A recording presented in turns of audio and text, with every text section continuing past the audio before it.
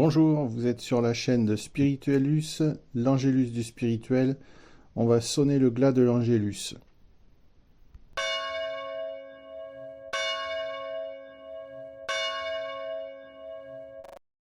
Aujourd'hui, c'est le grand déploiement et il y a beaucoup de connaissances qui sont déversées.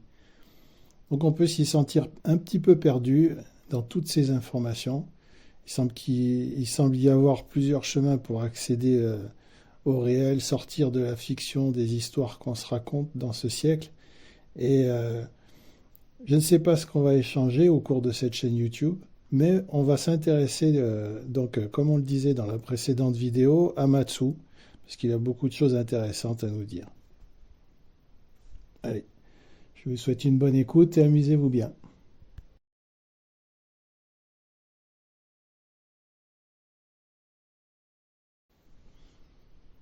Matsu était l'un des plus grands maîtres dont le Chan, le bouddhisme zen, est issu. Son enseignement, en fait, il était connu pour être assez direct et même paradoxal. C'est là qu'on retrouve un petit peu ce qu'on appelle les kwon, en fait, dans le zen. C'est un peu de là que sont nés les kwon. C'est-à-dire, c'est une sorte de pratique où, en fait, il y a une sorte de problématique qui est donnée aux méditants. Des sortes d'énigmes qui sont censées conduire à l'éveil. Donc ça, c'est connu sous le nom de kwon zen. Et donc, lui, en fait, il a initié ça, en fait, par son côté un petit peu paradoxal qui a réveillé un peu les esprits, quoi. Son approche, en fait, elle rejoint l'esprit que la vie elle-même, elle est méditation. Lorsque l'on cesse, en fait, on cesse la division, le parti pris. Il disait, l'esprit ordinaire est la voie. C'est la simplicité. Il ne prenait pas donc la philosophie compliquée. Il ne disait pas qu'il y avait une ascèse particulière pour accéder au réel, à la dimension de la réalité qui se tient au-delà des mirages du monde. Non, il disait que pour sortir du cycle perpétuel de la roue de la vie, celle qui nous attache aux différents oublis, l'esprit ordinaire suffit. Même plus, il est la voie. Il a même été dit par notre grand frère, notre ami, Père, merci de l'avoir montré aux enfants et de l'avoir caché aux sages et aux érudits. Ça ne vous rappelle rien? C'est un peu la même idée, il a même été dit, heureux les simples d'esprit, le royaume de Dieu leur appartient. Et là, on retrouve en fait chez Matsu cette même pensée. Donc en fait, on voit que les grands esprits se rencontrent. Donc une pratique simple en fait, marcher, manger, travailler, ressentir, vivre, sans chercher un état spécial. C'est pas simple ça, de ne pas chercher un état spécial. C'est-à-dire d'accueillir complètement ce qui est là. C'est-à-dire c'est à la fois simple en fait, quelque chose de simple, mais qui peut s'avérer en fait, comme étant donné on est toujours en train de chercher en fait à sortir en quelque sorte de la souffrance ou de chercher quelque chose en particulier. Du coup, être là, accueillir complètement ce qui est là, sans tenter de s'en échapper, mais du coup, ça en devient, pour notre esprit moderne, quelque chose d'assez compliqué.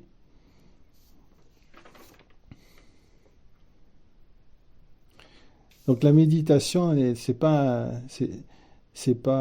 en dehors de l'expérience présente.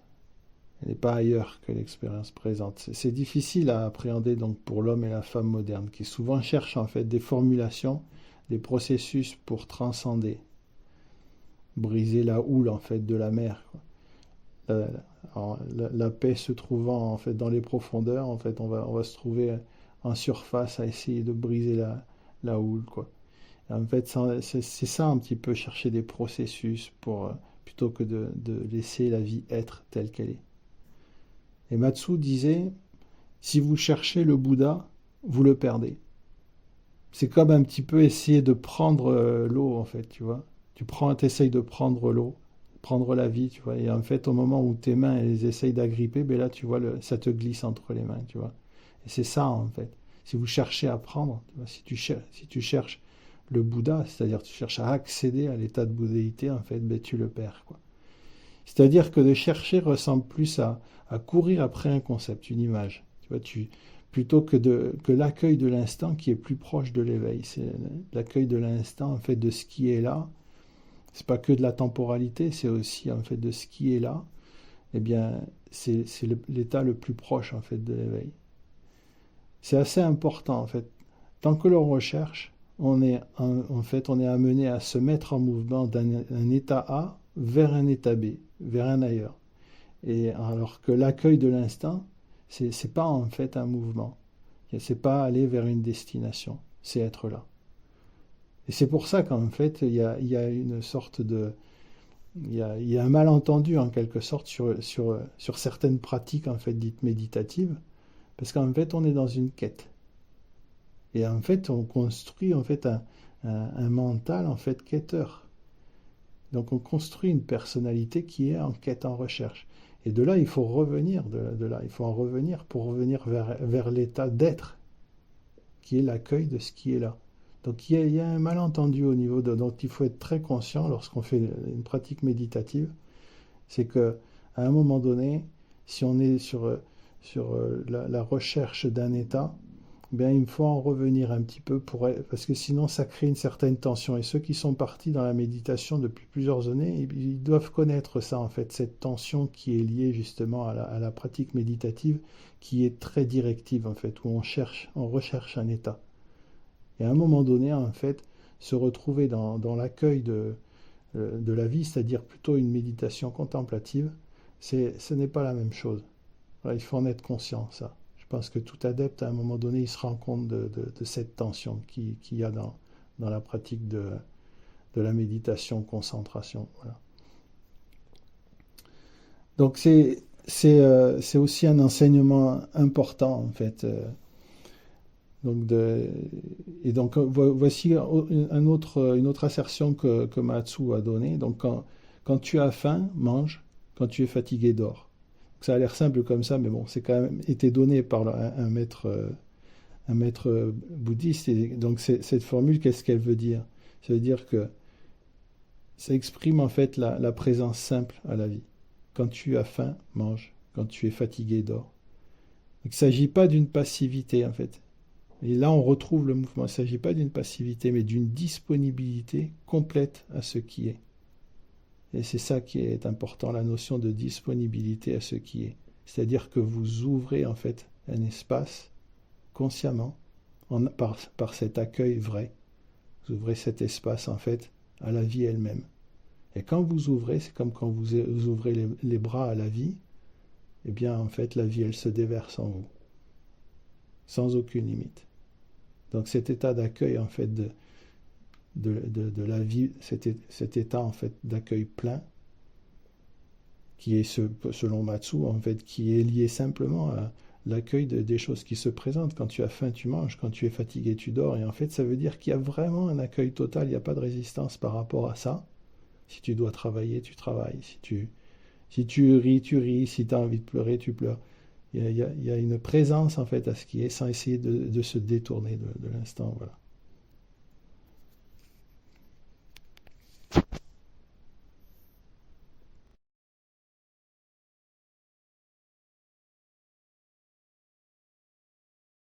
On entend souvent en fait au cours de ce siècle en fait de prendre sa vie en main, d'être en charge de sa vie, même sur des ateliers américains souvent en fait to be in charge of your life. Voilà, ça veut dire être en charge de sa vie. Ça veut dire en fait être aux commandes en quelque sorte. Et mais bon, ce qu'on observe plutôt souvent en fait, c'est qu'on est on essaye désespérément de récupérer le contrôle et la vérité souvent c'est que la vie nous échappe. Et c'est difficile pour la personnalité en fait d'accepter ça. Et donc, contrairement un petit peu à ce qu'on entend un peu partout, en fait, la vie, elle n'est pas ce que nous en faisons, quoi. C'est plutôt en fait qu'elle nous glisse entre les mains.